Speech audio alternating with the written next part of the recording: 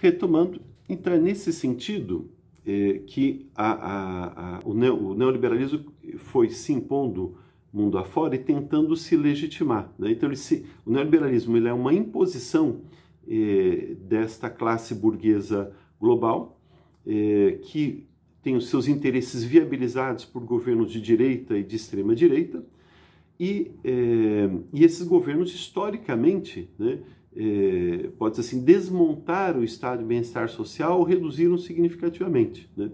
Isso se deu através, né, de um conjunto de programas de flexibilização das relações trabalhistas, que na prática significa precarização das condições de trabalho.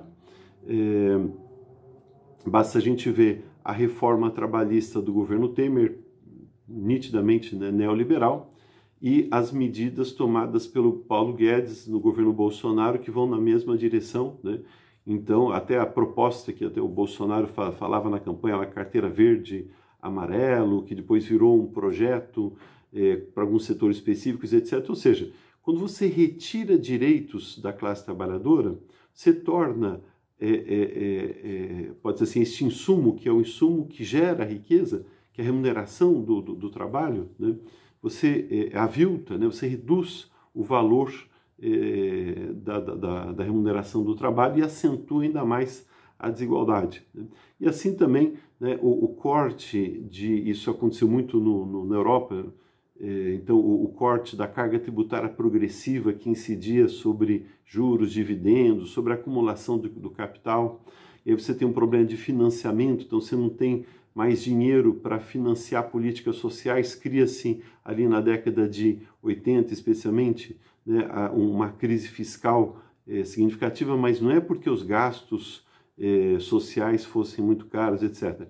É porque você cortou, pode ser assim, a fonte de financiamento dos gastos sociais, que era a tributação progressiva, né? Reduziu de forma significativa essa tributação progressiva. Por exemplo, quando Margaret Thatcher vai implementar o neoliberalismo na Inglaterra, né, ela faz um corte enorme, né, na tributação, que chegava nas alíquotas mais elevadas até 80%, pode ser assim, de ganhos, né?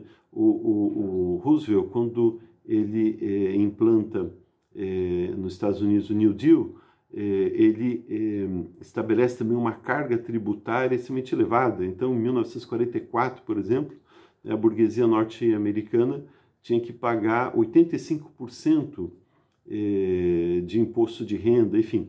Isso criava um caixa para financiar políticas sociais. A partir do momento que você reduz a incidência da tributação sobre os mais ricos, você cria uma crise fiscal e aí você começa a justificar corte em políticas sociais, reforma previdenciária e por aí vai, privatização de empresas estatais para equilibrar o orçamento público, enfim. Então, esta agenda é uma agenda que se repete nas diversas experiências neoliberais, claro que com circunstâncias muito específicas, tanto num caso quanto no outro. Por fim, a análise crítica a respeito do processo de globalização neoliberal, ela pode se dar em perspectivas distintas. Então, pode ser assim, os críticos da globalização neoliberal, no sentido mais consistente, não nessa balela neofascista, neoconservadora aí de crítica ao globalismo, que ataca instituições internacionais como ONU, acordos internacionais que podem gerar assim, dinâmicas, né, de ampliação de defesa de direitos humanos entre os povos, etc., né?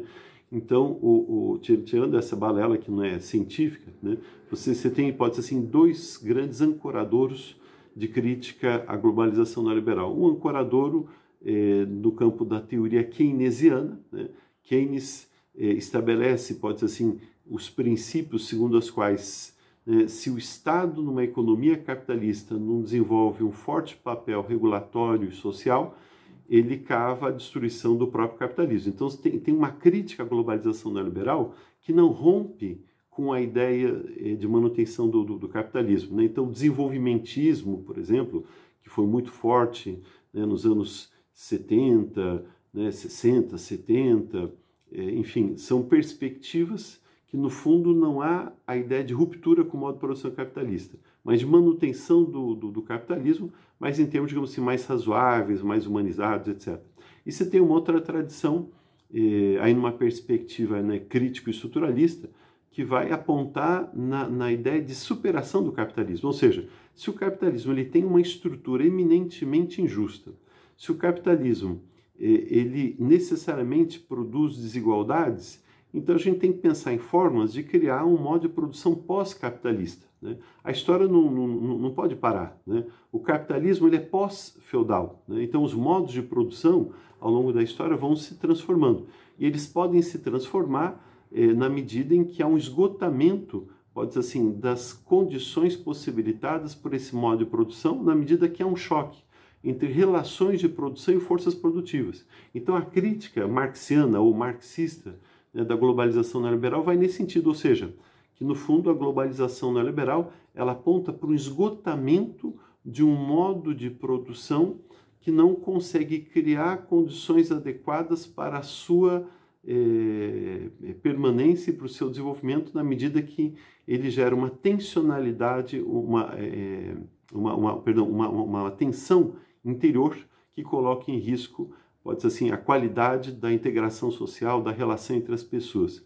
Então, é nesse sentido que quando a gente faz a crítica da globalização neoliberal, é importante a gente talvez usar estas duas perspectivas. Então, há, digamos assim, algo que a gente pode fazer no sentido de transformar o capitalismo numa realidade um pouco mais humanizada, razoável, pode ser assim de forma mais imediata, mas a gente também tem que lançar olhos sobre o futuro no sentido de apontar na direção de um modo de produção que seja pautado pela dignidade da pessoa humana, que consiga possibilitar relações adequadas dos seres humanos entre si e dos seres humanos com o meio ambiente.